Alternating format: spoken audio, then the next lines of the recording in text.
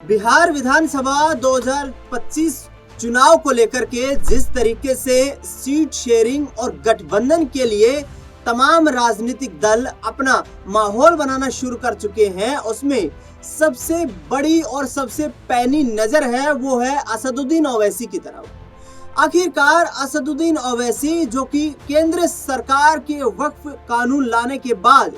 मुस्लिम vote bank को लेकर इतना ज्यादा सक्रिय हो रहे हैं कि वो बिहार में उन तमाम मुस्लिम जिलों में जहां पर आबादी करीब 30% से ज्यादा है, वहां पर अपनी बिसात बिछाना शुरू कर चुके हैं। इस बिहार विधानसभा चुनाव में ओवैसी अपने वर्चस्व की भी लड़ाई लड़ रहे हैं और दूसरी तरफ देश में एक बड़े मुस्लिम नेता के रूप में अपने आप को स्थापित करने की कोशिशें कर रहे हैं। दरअसल बता दें आपको कि इस विधानसभा चुनाव में असदुद्दीन ओवैसी ने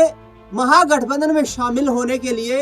आरजेडी प्रमुख लालू प्रसाद यादव को एक निमंत्रण दिया है, या यूं कहें कि उनसे एक अपील की है। और अपील ये की है कि असदुद्दीन ओवैसी की पार्टी का दावा है कि सेक्युलर वोट जो है वो बंटना नहीं चाहिए। इस मुद्दे को लेकर वो महागठबंधन में शामिल होना चाहते हैं और आरजेडी के साथ मिलकर के अपनी चुनावी रणनीति बनाना चाहते हैं। दरअसल आरजेडी सुप्रीमो लालू प्रसाद यादव, तेजस्वी यादव अब इस पूरे मुद्दे को लेकर के विचार विमर्श कर रहे हैं। कांग्रेस पार्टी से भी विचार विमर्श हो रहा है। हालांकि अभी तक ना तो कांग्रेस पार्टी ने इस पर पत्ते साफ किए हैं कि वो ओवैसी को अपने गठबंधन में शामिल करने के इच्छुक हैं, और ना ही लालू प्रसाद यादव परिवार की तरफ से कोई पॉजिटिव रिस्पॉन्स ओवैसी की तरफ देखने को मिला है।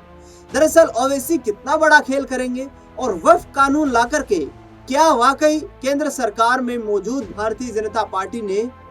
महागठबंधन के लिए ही बिहार में मुश्किलें खड़ी कर दी है? इस पूरे मुद्दे पर चर्चा करेंगे। मेरे वरिष्ठ सहयोगी अमन जी मेरे साथ मौजूद हैं। सर, आपका स्वागत है जी। ओवैसी कितना बड़ा फैक्टर महागठबंधन में जाने की, या महागठबंधन उन्हें अपने खेमे में शामिल करेगा, क्या उम्मीद दिखाई देती है? देखिए, पहली बात तो हम समझना पड़ेगा कि एक एक वोट जो होता है वो विधानसभा चुनावों में बड़ा कीमती होता है और इसीलिए रणनीति बनाई भी जाती है। आप देखिए, बीजेपी अपने आप को सबसे बड़ा दल कहती है कि भाई हमारे साथ में अगर हम बात करें तो करोड़ों की संख्या में समर्थक हैं, लोग हैं, लेकिन जब चुनाव की बारी आती है तो आप देखिए कि बिहार में अकेले चुनाव लड़ने की हिम्मत नहीं कर पाते। बारंबार ये बात कही जाती है कि भाई अगर मोदी जी में इतना हौसला है और मोदी जी के नाम पर वोट पड़ते हैं तो बीजेपी अकेले चुनाव में क्यों नहीं उतरती, बड़ा सवाल है। तो ऐसे में उसका उत्तर यही निकल के आता है कि जब सब साथ मिलकर लड़ते हैं, यानी कि जो गठबंधन में लोग होते हैं सब साथ मिलकर लड़ते हैं, तब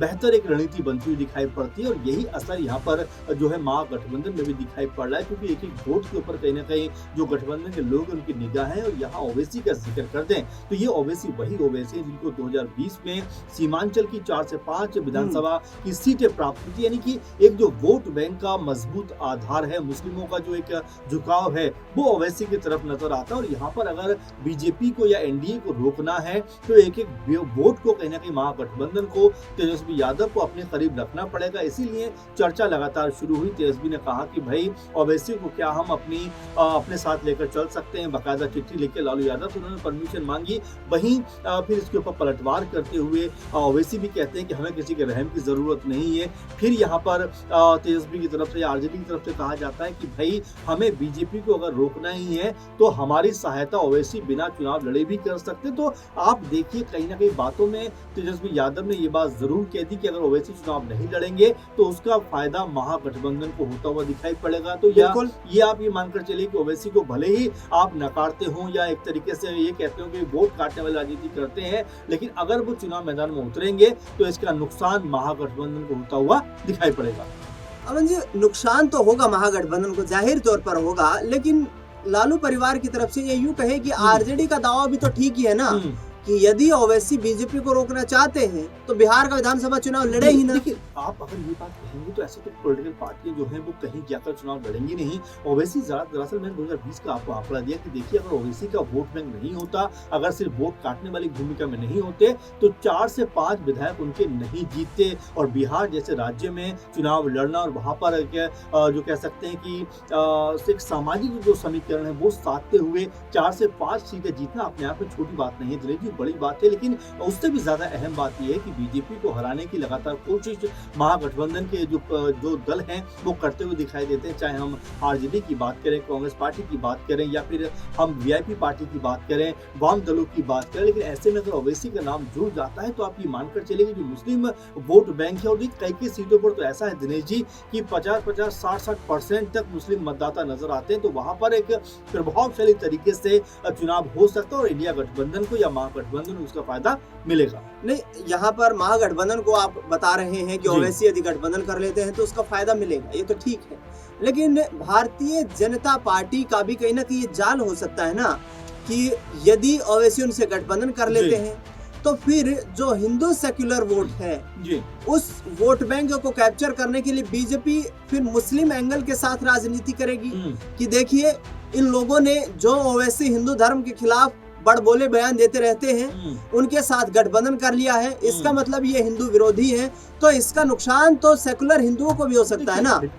कहेंगे दिनेश जी तो लालू यादव से बड़ा एग्जाम्पल इसका बिहार में दूसरा कोई नजर नहीं आता। लालू यादव ने पूरा जीवन जो राजनीति किया है वो समाज के उस तबके को कहने के साथ लेकर किया है जिसको अब तक सब नजरअंदाज करते थे, यानी कि अहम भाई समीकरण का अगर सबसे बड़ा कह सकते हैं लाभ किसी को मिला है तो वो लालू यादव है। इसीलिए तेजस्वी ने कहा है कि भाई अगर ओवैसी भी साथ आ जाते हैं तो जो मुस्लिम मतदाता यहाँ से वहाँ हो जाते हैं वो भी हमारे साथ होते हुए दिखाई पड़ेंगे, और अगर अहम भाई समीकरण एक बार फिर साधने में सफल हो पाए तेजस्वी यादव, कांग्रेस पार्टी, वाम दल और वीआईपी पार्टी, तो यहाँ बीजेपी के जबड़े से जीत कहने के निकाल सकते हैं। और ऐसे में ओवैसी अगर साथ में आते हैं तो एक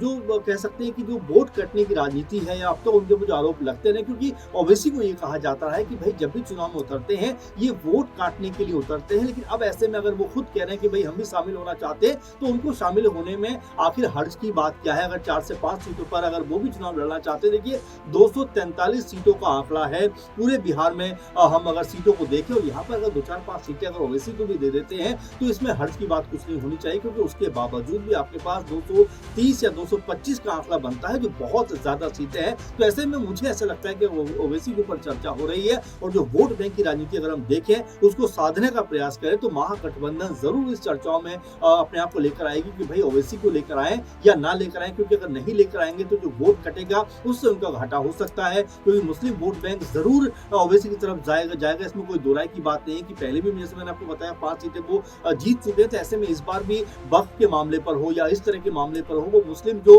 मतदाता है उनको अपनी तरफ रिझाते हुए खींचते हुए नजर आएंगे। इसीलिए आरजेडी के अंदर छटपटाहट है कि भाई ओवैसी को साथ लेकर चले तो हमारे लिए कहीं ना कहीं बेनिफिट हो सकता है, आरजेडी के लिए बेनिफिशियल हो सकता है। अमन जी, क्या ओवैसी जो है ये दो धारी तलवार भी बनते हुए नजर आएंगे, क्योंकि दोनों तरफ से काट होगी यदि ये मुस्लिम वोट बैंक का एक तरीके से आधार देखते हुए ओवैसी के साथ गए तो वहां पर बीजेपी को एक हिंदुत्व के मुद्दे पर खेलने का अच्छा अवसर मिल जाएगा बिहार में। और दूसरा देखा जाए तो यदि ओवैसी के खिलाफ ही चुनाव लड़ते हैं यानी कि ओवैसी महागठबंधन में शामिल नहीं होते हैं तो फिर मुस्लिम वोट बैंक इनसे छिटक सकता है। तो ये दो धारी तलवार, इसका मेरा पूरा कंक्लूजन यही है कि आप थोड़ा प्रकाश डालिए कि किस तरीके से ये महागठबंधन के लिए ओवैसी फैक्टर नुकसानदायक और लाभदायी हो सकता है। इससे पहले जो चुनाव हुआ था बिहार के अंदर, मुझे समय ठीक से याद नहीं आ रहा, लेकिन इसी 2020 के बाद की बात है, और उस चुनाव में आरजेडी का प्रत्याशी 2500 वोटों से हार जाता है।